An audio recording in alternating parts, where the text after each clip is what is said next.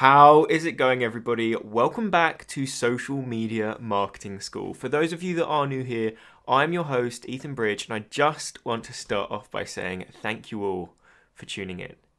Now, I have been creating carousels on Instagram for around 106 days straight now. So I think it's safe to say I've learned a few things along the way. I've made the mistakes, I've done some good things, but there are a lot of things that I've learned that you can learn from. So in today's episode, I'm going to be talking about different mistakes you need to avoid making when creating Instagram carousels. So I've just got 6 quick tips to talk through, and without any further ado, let's just dive straight into the first one. And the first point is do not write too much. Do not use too much text in your post. You've got to remember that with a carousel, you have 10 slides. That's quite a lot of slides to fill and quite a lot of information that your audience could potentially take in. So you need to be feeding it to them in drips and drabs. You can't just go all out, full on pages of text every single slide. You have to have a cover slide. Obviously, that's going to be your slide 1. That is going to be what draws people to your carousel in the first place. And then your final slide is going to be a call to action slide, whether that be you ask them a question, send them in the direction of a paid product you may have, get them to visit the link in your bio, you name it. But those 8 slides in between is still a lot of space to put across your message. So you need to be feeding it to them slowly. One page on your carousel shouldn't take more than 8 to 10 seconds to read, in my opinion. Anything longer than that, and you're keeping too much of that audience member's time. Because you've got to think about it this way. People are just scrolling through Instagram, quickly consuming content. They look at something, if they like it, they scroll on. Next post, if they don't like it, scroll on. If you want to grab someone's attention for a long period of time, you've really got to keep them hooked. You can't just have that second slide be, wham, a Harry Potter novel on the first slide of your carousel, because that is going to make them lose interest pretty much straight away. You've got to be thinking, right, how can I feed them this information? How can I keep them hooked until the end of this carousel? So the way I like to do it is keep them hooked between slides 2 to 6, and then like 7, 8, and 9, or just 8 and 9. That is where I provide the value. That is where I go in and give the real information. But up until those slides, I'm just feeding them information. I'm feeding them problems that they may be relating to. I might be saying, do you struggle with this? Or have you experienced this in the past? And they're thinking, right, I relate to this. I need to keep reading on because the problem solution at the end is definitely something that I can learn from. So until you reach slides 8 and 9, you really don't want to have much text at all. 8 to 10 seconds per slide max is what people should be spending on your post.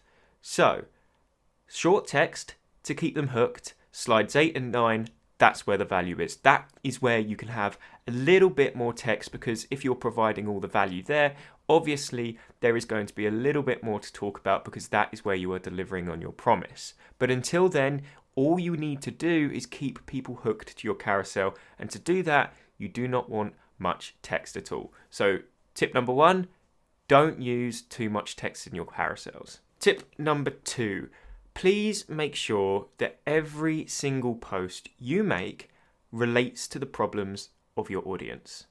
You should know what problems your audiences have.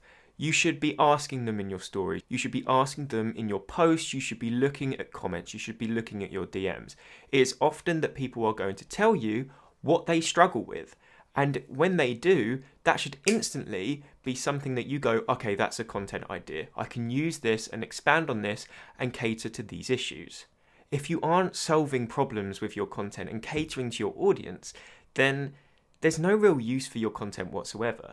If someone doesn't actually find it helpful, then what is the reason for your content? You need to be thinking, right, how can I cater to the problems of my audience? Because if you're not, they aren't going to find it interesting. They aren't going to interact with it. They aren't going to share it. They aren't going to save it. There's going to be no engagement whatsoever. You need to be making sure you are catering to the problems of your audience. That way you can maximize your engagement, maximize your reach, and grow your audience accordingly. So please don't just post random content. You can ask, find common issues, that people can relate to. Quora is a great place to find content ideas. You can search for certain topics. So for example, I often search social media marketing and look for questions that are coming up time and time and time again. Because I see that there are topics coming up time and time again, I know that is something a lot of people struggle with. And if a lot of people struggle with something, that is something that I can create content for that people can relate to. You see how it relates, see how it corresponds. It's really not difficult. Your content just needs to cater to the problems of your audience. If it does, you're solving a problem. If you're solving a problem, people like you because you are helping them. If you are helping people, it is likely that they're going to share your content, and if they share your content, you grow your audience. See how it's a nice little cycle. But it all works in your own favour, even though you are catering to the problems of your audience in the first place. Simple. Tip number 2, cater to your problems. Don't post random content in hope that people will like it. Tip number 3, and this closely relates to the text point I made on my first point that you should follow, and that is to make sure that you are using white space in your design. Now, this is more of a design point, and if you don't know, white space is essentially just a blank area around your page. You don't want to fill your page with just busy content. You don't want pictures on every single slide. You don't want to fill every single space. You need to let your text breathe. If you head over to my Instagram page and look at my carousels, on certain slides, all I will have is 3 lines of text and some arrows pointing to the next slide. That is it. But that really, really draws the audience's attention to the point I am making with the text. If people aren't reading the text, if people aren't reading the actual value, then your post is useless again. So you need to make sure your text is the main focus point of each slide. If it's not, and you're just drawing attention away with random pixels images or what you might think is cool little designs, that distracts from the point. You don't need that. So have white space on your content. Leave a lot of space for your text to breathe. That way, your audience is drawn to the true value of your post, because that is what you want. Moving on to tip number 4. And this is arguably one of the most important points on today's podcast episode, but it is to make sure that your cover slide, so the very first slide, is as eye-catching and attention-drawing as possible, because this is going to be what people see. Yes, with carousels, you do get a second chance by Instagram. If someone doesn't scroll across on your carousel, you might not know this, but if someone doesn't scroll across on your carousel, ignores it, they will then show the second slide of your carousel on the top of their feed when they next come onto the app. So you get 2 chances with a carousel. That is also another good thing, because it doubles the amount of impressions you get because you get given that second chance. But you want to be using that first chance as best you possibly can. It needs to be eye-catching. It needs to draw attention. So arguably you need to be spending the most time on your cover slide opposed to any of the other slides. For me, I use big, bold text with a really, really relatable headline, but not too long. My headline is maximum 5 words long, but it needs to be powerful. It needs to be impactful. Tools to impact, or tools to improve, how you, whatever. Something that people can instantly relate to and go, right, that content is about that piece of information. I clearly need to read this. And then I actually use stock images of myself. You will see a lot of pages on Instagram going onto Carousels or Freepik and taking their stock images off of these websites. If you are a personal brand, the key is in the name. Be personal. Use pictures of yourself. I know it can be quite scary to get in front of a camera, and I have been doing it for a while, so I don't really mind, but you need to be making this jump. It's so simple. You just take a picture on your phone. We've all got mobile phones. If you're using Instagram, you've got a mobile phone. Take a picture up against a blank wall, remove the background, and put your face on your content. Because you've got to think about it this way. If your piece of content ends up going viral and reaching 10,000, 20,000 people, that's 20,000 people seeing your face. Whereas if you've got a Carousels image of some random model that you don't know, that's 20,000 people seeing their face. And if you've got a personal brand, you want people to know about you, not the random person on Carousels. So you need to make sure that you're using your face and putting that on your content as much as you possibly can. That is why I'm a huge advocate for using my own stock images. Another good thing about your own stock images is I often used to spend hours finding this perfect stock image that I knew I had in my mind. I knew what I wanted to see, but I just couldn't find it because there wasn't a model doing that pose. Whereas if you've got something in your mind that you know you want to use, you can just take a picture of yourself doing that exact pose. You don't have to spend hours scrolling for that specific thing that you know you want. Just head over to your camera roll, import your photo, remove the background, and there you have it. You've got the perfect stock image without the hassle of looking for that stock image that you know you want in your mind. So back to the point, you need to be making your cover slides as eye-catching as possible, because it's that headline that is going to get people to consequently scroll through the rest of your carousel. So a good picture of yourself, eye-catching, might be like you might be doing like a shocked pose or pointing towards the headline where they need to see. That is going to draw their attention to the headline. You put in an eye-catching headline or an impactful headline that is easily relatable to the person viewing it. They're going to want to read onwards. Your cover slide is everything. It's what gets people to read the rest of your content. Spend a lot of time on it. Don't just wing it. Don't come up with some awful headline that's 12 words long that people can't really read because the text is too small.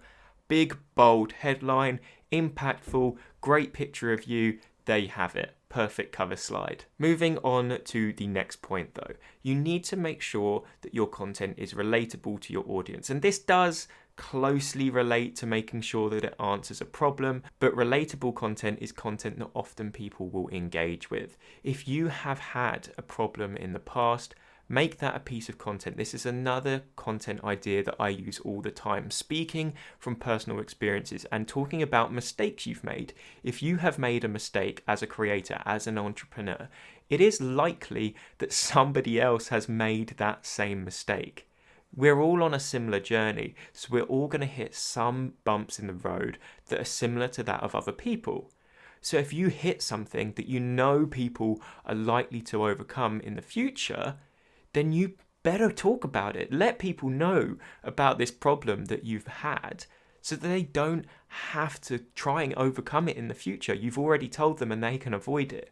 Or you might be talking about this point and someone else might be going through this problem at exactly the same time, but because you post about it, they now know how to overcome it. Your content is really, really relatable. And because people actually relate to it, they are then going to obviously want to read the rest of it to see how they can actually overcome it. So if you've had this problem, somebody else has had this problem, it's likely so many other people have also had this problem. So it's really, really shareable content as well. Because if you help one person, they might think, oh, I also had this problem, so I'm going to share this with my audience in case they have this problem. And it could snowball and snowball and snowball, and your post could end up going viral because you've talked about a problem that a lot of people are having. So if your content is relatable, the engagement potential is phenomenal.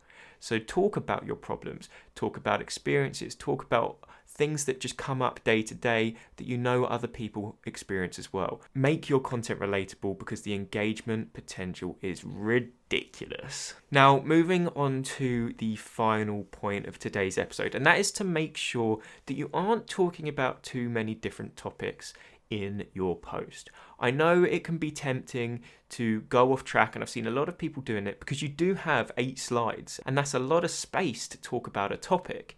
So you need to make sure you, with your post, just pick one specific topic to talk about. You don't want to be all over the place because that is going to lose people's attention and make them confused. So whatever you say on your cover slide, what your post is about, stick to that.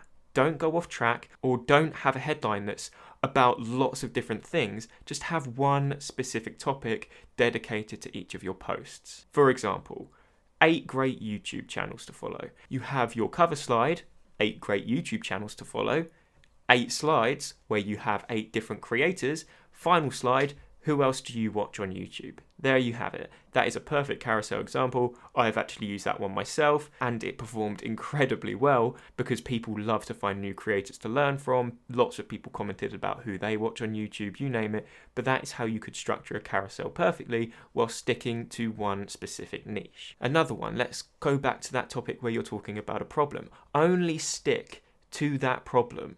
have the first couple of slides saying, oh, have you experienced this? Have you done this? Have you done that? Did you come across this? That is what is going to get people hooked, because they're going to be going, yes, I have had that experience. I have had that problem. And then talk them through your problem and what specifically happened to you. And then in the final 2 slides, talk about how you overcame it. See how you construct your carousels. You're keeping people hooked, you're making it relatable, and then you're providing the value at the very end, but you're only sticking to one topic throughout. So my final point, make sure you are only speaking about one thing and not loads of random things, making your carousel really, really confusing. So there you have it. They are the mistakes that you need to be avoiding that I see time and time again with Instagram carousels. As I said, I've been doing this for 108 or so days straight now. I have learned a thing or two along the way, and I'm just teaching you guys now so you don't make the same mistakes I did at the very beginning. And that does round up today's episode of the podcast. If you have any questions with regards to anything I have mentioned in today's episode, just reach out to me on Instagram at @themarketingethan. Send me a DM and I'll make sure I get back to you no matter what. But if you did enjoy today's episode, hit subscribe, hit follow, depending on what platform you are on. That way you are never ever going to miss an episode when I post every Monday, Wednesday and Friday. But if you did enjoy today's episode and you are listening on Apple Podcasts, I would really, really appreciate if you head over to the show page, scroll to the bottom and leave the show a 5-star rating and review. If you do leave a review, please take a screenshot of it, send it to me on Instagram as a picture, and I will give you a shout out on my Instagram story just as a little thank you, and give you a shout out in the next episode of the podcast, just to show my thanks and support for listening to the podcast and leaving me that review.